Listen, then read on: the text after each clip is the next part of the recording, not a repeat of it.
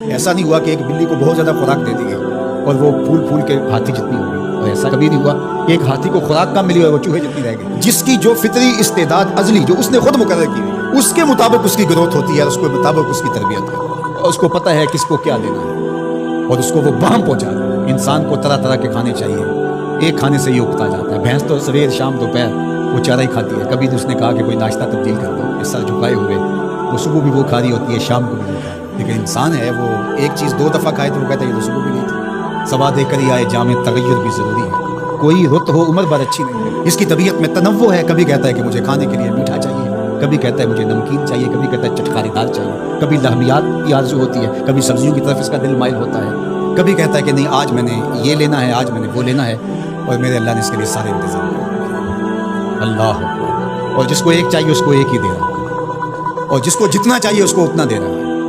ہمیں تو انڈیا کے لیے آدھا کلو یا ایک پاؤ گوشت چاہیے ہوتا ہے، لیکن شیر کو میں نے افریقہ کے اندر لائیو ناشتے کرتے دیکھا، اور وہ پورا ہرن جو ہے وہ ہڑپ کر جاتا ہے اللہ روز سے۔ ہنس ایک پرندہ ہے، وہ سچے موتی کھاتا ہے، اور سچے موتی پنساری سے آپ لینے جائیں تو تولوں ماشوں میں ملیں، اور وہ بھی لاکھوں روپے میں، اور وہ بھی تیقن سے آپ نہیں کہہ سکتے کہ اس میں دونوں کی یہ واقعتاً صحیح ہے، کیونکہ آج کل تو یہ چیزیں چلتی ہیں، لیکن اس کو پیٹ بھر کے چاہیے ہوتے ہیں صبح شام دوپہر۔ اور دنیا کے اوپر ایک ہنس نہیں رکھا ہوا اللہ نے، لاکھوں ہنس کروڑوں ہنس دنیا میں پائے جاتے ہیں، اور ان کو اربوں موتی روز چاہیے، اللہ روز عطا کرے۔ یہ ہے اس کی ربوبیت، جس کو جو چاہیے وہ عطا کرے۔ رب العالمین، تمام جہانوں کا پالنے والا۔ رب کا معنی علماء نے یہ کیا ہے، حضرت عبداللہ ابن عباس فرماتے ہیں انہ مالک الدنیا وانہ مالک الآخرہ، دنیا کا بھی مالک ہے اور آخرت کا بھی مالک ہے۔ رب یہ صرف دنیا میں ہی نہیں، آخرت کے اندر بھی اس کے خانے کرم پہ لوگ پل رہے ہیں، اور دنیا میں بھی اس کے خانے کرم پہ لوگ پل رہے ہیں۔ اب عالم کیا ہے؟ ما سوی اللہ کو عالم کہتے ہیں۔ علماء نے اس پر بہت کچھ لکھا، لیکن حضرت وہب بن منبہ رضی اللہ تعالیٰ عنہ فرماتے ہیں کہ 18,000 عالم ہیں، ان میں سے ایک عالم یہ عالم دنیا ہے۔ بہت ساری چیزیں ہیں، ہماری انسان کی پہنچ ہی وہاں تک ہوتی ہے۔ وما یعلم جنود ربک الا هو، اللہ کے لشکروں کو کون جانے؟ اللہ کو وہی جانتا ہے، اس نے کیا کیا پیدا کیا۔ انسانی مرغ عقل تھک کے گر جاتا ہے۔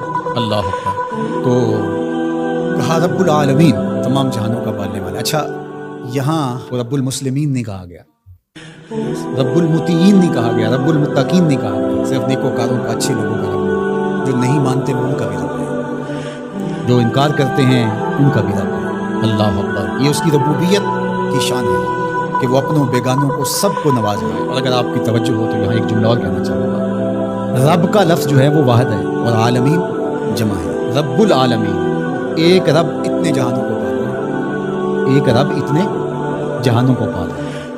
چلو اس سے آگے ایک اور بات کریں، رب واحد ہے اور عالمین جمع ہے، تو ایک رب کے کئی بندے ہو سکتے ہیں، ایک بندے کے کئی رب نہیں ہو سکتے، اس لیے رب کو واحد رکھا، عالمین کو جمع رکھا۔